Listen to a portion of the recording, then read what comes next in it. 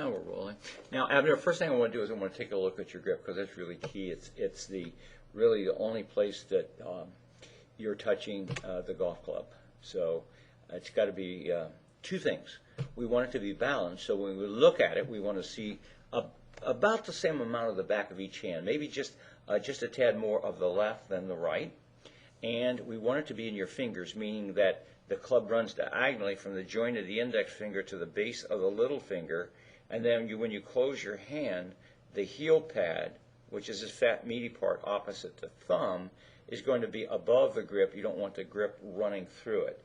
If the grip runs through this heel pad, it's more in the palm, and you actually will start to wear out, quickly, and you'll see a big wear mark up here in your glove. Do you see that in your glove, where you get kind of a wear mark up in there? Yeah.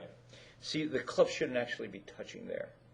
Now, and your video kind of shows that it is a little bit to the what we call palmy side.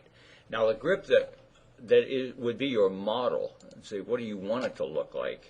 I'll show you a German pro that I've worked with, and it would be this. So what we want to see when we take a look at the grip to get a nice balanced grip is on the right hand we want to see two knuckles. So you can see 1 and 2. Now we can see 1 and 2 here. But the other thing about that hand is we want this to be going up towards your right ear. You kind of see this kind of goes more up towards your nose. Now the right hand, the position of the right hand is dictated by the left. So we got to get the left correct first. Now on the left we want to see what I refer to as 2.5. Now so you see 1, 2, and then the beginning of number 3. That number 3, generally with the way a golf club is cut, it fits you properly. Generally, there's the seam out here on your glove, where it folds, and that's generally the third knuckle. Now, with you, there's kind of hard to tell. The glove makes it a little hard, but there is 1. It looks like 2 in here. This looks like it's turned just a little bit too much that way. And so we could bring it back. Now, when I say bring it back, maybe a half a knuckle. Just a little bit.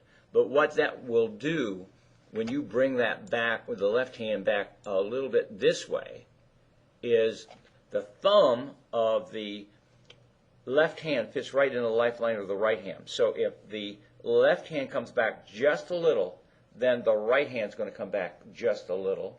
So it sets in there, and that'll get this to go just a little bit more over here towards your right ear. Now, the thing about, how do I know it's more to the palm? See, when this comes down this way, and then there is a little bit of a backward angle here, but you notice with him there's a lot, much more of an angle at the back of this wrist here than you. And that's because he has it more in his fingers than you do. So we'd like to get a little bit more in your fingers. So it's actually, we're going to strengthen the left hand a little bit. It's going to weaken the right hand a little bit, not too much. But we're going to get more in the fingers, which should make it a little bit easier to swing. For a guy you're strong, you may not notice a whole lot, but it will make it easier for you to kind of hinge and rehinge the golf club if you can use your wrist a little bit more effectively. So a couple points there that I'd like for you to work on. Awesome. And I've been noticing that too. It's becoming more difficult to hinge the club coming back. Yeah. And the more it gets in your palms, the more it becomes difficult. What you end up doing is you start to bend your elbows as a result. So we'll see what you do here. So now let's take a look at your face on and get you all set to hit. All right. Now I'll bring you up against a tour player, and then we'll see what differences that we might see there. And there are a few in your setup. Now what I'll do to kind of emphasize this is I'm going to put him in a door frame from the outside of the foot to the outside of the foot. Short door frame, not too tall of a door frame. I'll do the same thing with you.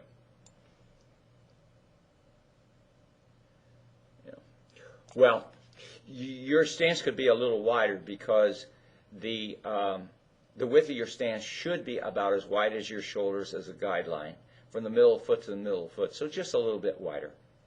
And then what I'd like to see is, I'd like to see some tilt of the upper body slightly, away from the target. So, I'll give you more angle, see a lot of angle there on his shoulders. Your shoulders are fairly, a little flatter. Okay, so you're standing up a little bit, straight up a little bit too much. Ball position if you tilt, will be fine. See, the ball position should be at your left ear, or slightly left of center. But it looks, the ball position between your feet looks a little bit to center to right of center, doesn't it? And if we drop, a line down from your ear, your left ear, the ball you see would be in front of that. Now, I don't think the ball has to move all that much forward, especially if you tilt slightly. You won't have to move it as much. But the ball is back a little bit. Now, what that does is, if you're going to try to hook the ball, you'd move the ball a little bit more back in your stance. If you want to slice the ball, you move a little bit more forward in your stance. So promote a hook. All right. So just a slight movement of the ball. Okay. And a little wider stance, not too much. A little bit of tilt to the right, away from the target. Because when you come back, now we'll watch that swing come back. And see you notice what I see here is, you're a really flexible guy.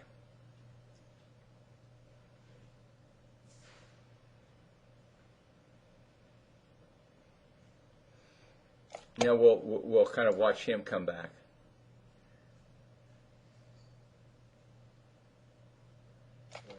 And what do you see any noticeable differences there in the swing? I have more. I swayed. You sway more, towards don't you? my target, Yeah. and he stayed down and actually came down as he got to impact. Yeah. So you get up here, and a couple things I noticed. We'll take you up to the top here. He has more of a turn of his hips. Notice that he has more of an angle of his back, away from the target. You're almost like straight up and down. But if you look at the angle on his back and the angle of his spine, see this shows the angle of his spine. And if you look at the angle of his spine at address and at the top of his backswing, they're pretty much the same. Well, so's yours. Because you didn't tilt to the right, you stood straight up. Your spine is pretty much straight up. You need to wind your core a little bit more. So, and I think that will happen if you get your chest over. See, I want to get this angle, more of an angle there. So I want you to but I don't want you to sway. All I want you to do is like turn, set up better, and then see. It looks like the hips kind of. See, they move toward this way. They just kind of like now here goes the swing, and they slide. See, they slide, then they turn. And now you start to fall back towards the target and then drive a little bit. He won't fall back towards the target. See? It's just down and across.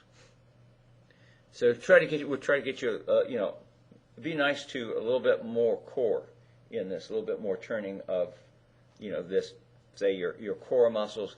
Get the belt buckle a little bit more to the right. Again, I think we get you in a better address position. You'll do better. Just by doing that. Come through good and strong, a great finish. And look pretty similar. As I say, great finish. So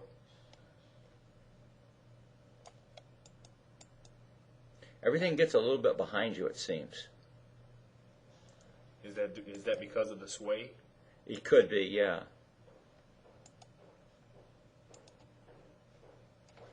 See, he's getting into impact position. See, your right foot is way off the ground.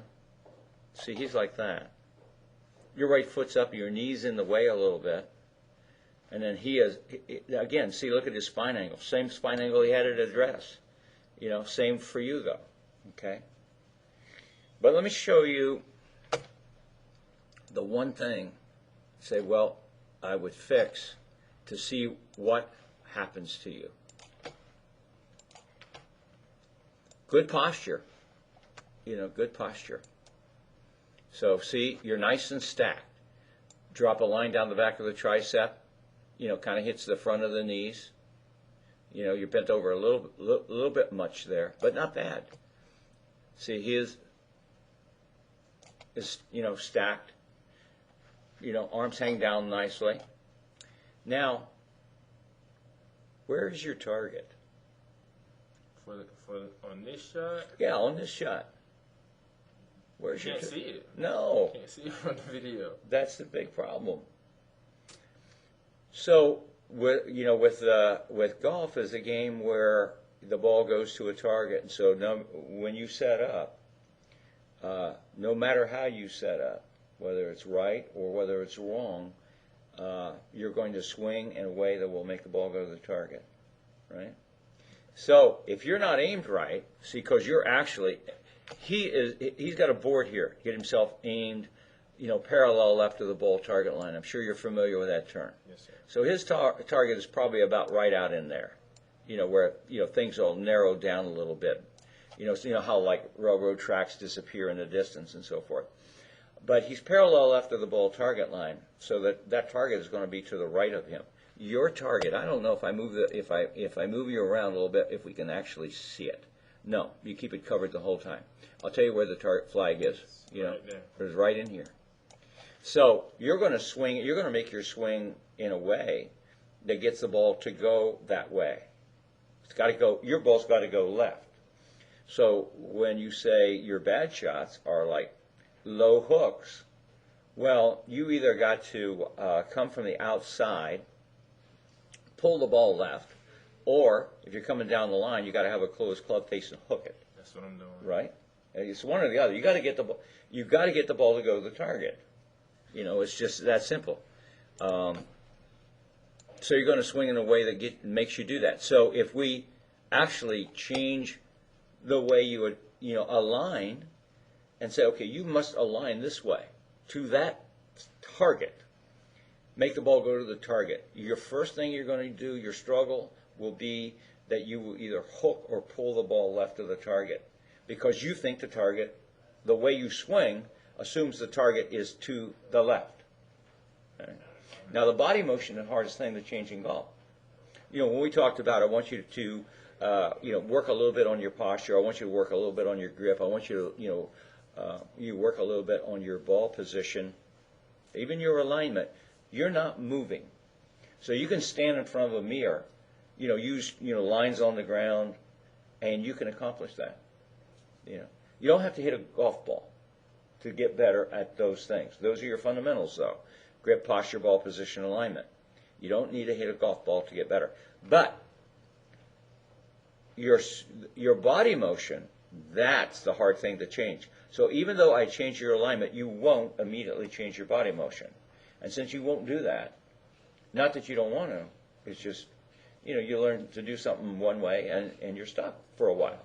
So you won't immediately change your body motion, even though we changed your alignment, so you will hit the ball to the left. And you'll start to hit the ball toward the target when you get sick and tired of hitting the ball to the left.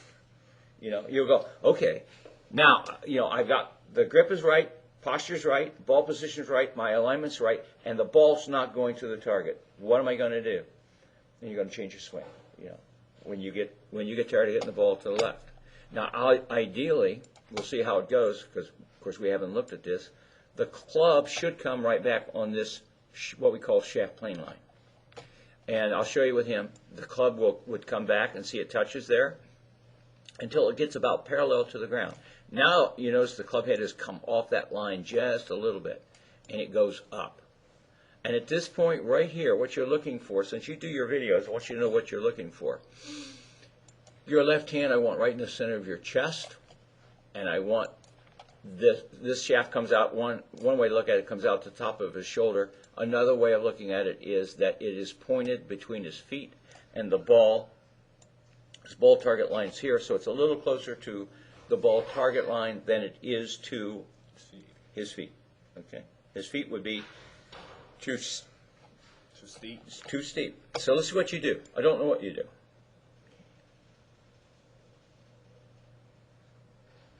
Well, you come way above the line. All right? Now, you go, well, that's bad. Yeah, it's bad.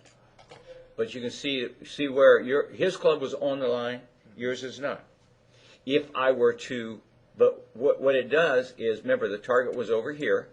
So you're bringing the ball on a line extending back from the target, and that's why it's out there.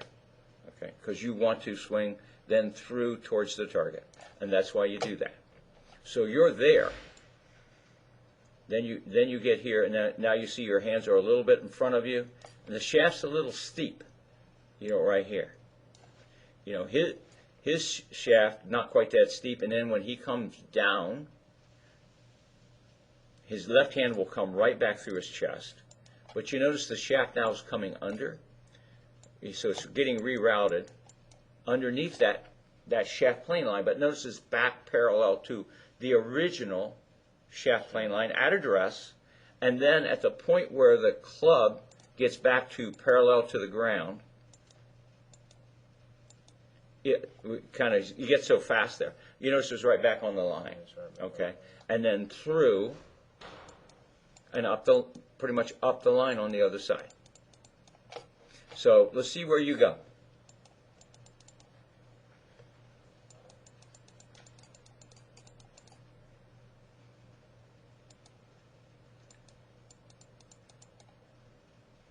See, so now you're dropping the club, behind you. It's coming under, but you're doing it by, getting the turn and getting yourself trapped.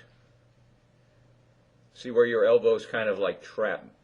See, as he comes down in here, see his elbow's a little bit more in front of him, and he's got room for his elbow. Let's come back to you now. So you're still, above the line. And now you see your everything is pulling left. You come back to impact here. All right, and we'll take him to impact. Look how much you've turned towards the target. Okay, shoulders are all turned out, hips are all turned out. Trying to pull the ball left, foot way off the ground. Look at him. His shoulders are still parallel to ball target line. We could probably say the same thing about you if I could get way, behind the target and say, okay, well, your shoulders are probably parallel to the ball target line. Your hips are, see, the seam of his pants is probably here, and we could probably just barely see the other side of his hips.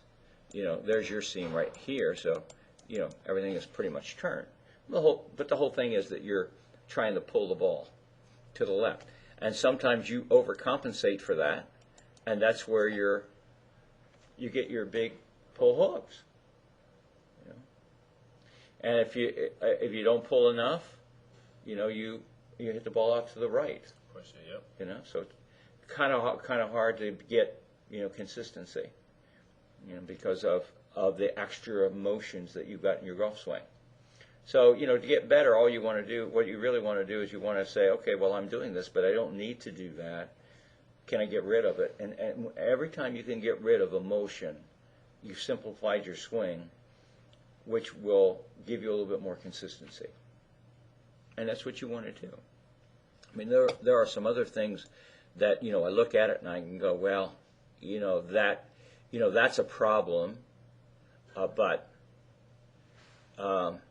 it's a problem, but maybe because of your, your alignment. Change your alignment, and maybe that changes. Left arm plane is not too bad. Could be, maybe, you might argue it's a little high, but what I see here is, if we take him, we got him, there's this to the top.